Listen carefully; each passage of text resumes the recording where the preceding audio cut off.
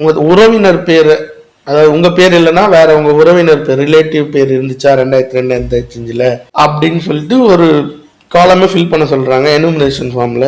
ஆனா அதுக்கான எந்த டாக்குமெண்டல் எவிடன்ஸும் நீங்க சப்மிட் பண்ண தேவையில்லை. அதாவது நீங்க அதுல போயிட்டு உங்க அப்பா பேர் இல்லை, அம்மா பேர் இல்லை, தாத்தா பேர் இருந்துச்சு அப்படின்னு சொல்லிட்டு அதுல எழுதுனீங்கன்னா அவர் உங்களோட தாத்தா தான் அப்படின்னு சொல்லிட்டு நீங்க நிரூபிக்க வேண்டிய அவசியம் இல்லை. எந்த டாக்குமெண்ட்டும் நீங்க கொடுக்க தேவையில்லை.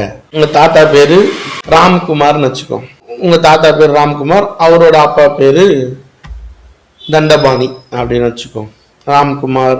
இப்போ நீங்க ஒரு தொகுதியில இருந்தீங்க, இப்போ சர்ச் பண்ணி பாக்குறீங்க, அந்த தொகுதியில பேர் அந்த உங்க தாத்தா பேரு இல்லை. எப்படி சர்ச் பண்றதுன்ற வீடியோ நான் போட்டிருக்கேன் சேனல்ல, நீங்க போய் பார்த்துக்கலாம். இல்ல ஆனா வேற ஒரு தொகுதிக்கு இப்போ ஏதோ ரேண்டமா ஒரு தொகுதியை சூஸ் பண்றீங்க, அதுல மேட்ச் ஆகுது. ஸோ உங்க தாத்தா பேரும் மேட்ச் ஆகுது, உங்க தாத்தாவோட அப்பா பேரும் மேட்ச் ஆகுது. நீங்க இப்ப அந்த பேரை கொடுத்துட்டீங்கன்னா இந்த ராம்குமார் தான் உங்க தாத்தாவா அப்படின்னு வெரிஃபை பண்றதுக்கு எந்த ப்ரொவிஷனுமே இல்லை. நீங்க எந்த டாக்குமெண்டல் எவிடன்ஸுமே கொடுக்க போறது இல்லை. நீங்க இந்தியன் தானா அப்படின்னு ப்ரூவ் பண்ற இடத்துலயும் ஒரு ஃப்ளா இருக்கு.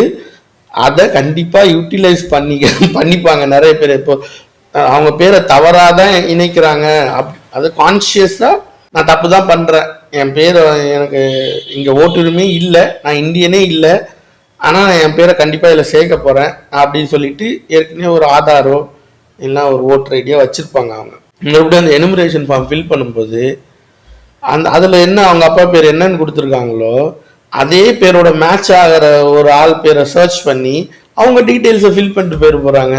அதனால இந்த எஸ்ஐஆர் வந்துட்டு 100% ஃபுல் ப்ரூஃப் கிடையவே கிடையாது. இதுலயும் ஃப்ளாஸ் இருக்கு, இதுலயும் பிரச்சனைகள் இருக்கு. அதுக்குள்ள பூந்து இந்த தப்பு பண்ணணும்னு நினைக்கிறவங்க கண்டிப்பா பண்றதுக்கான வாய்ப்புகள் இந்த எஸ்ஐஆர்ல இருக்கு. வேற ஏதாச்சும் சந்தேகம் அந்த எஸ்ஐஆர் பத்தினா நீங்க கமெண்ட் பண்ணுங்க, நான் அது பத்தின தகவல்களை பார்த்து உங்களுக்கு கொடுக்க ட்ரை பண்றேன். நன்றி, வணக்கம்.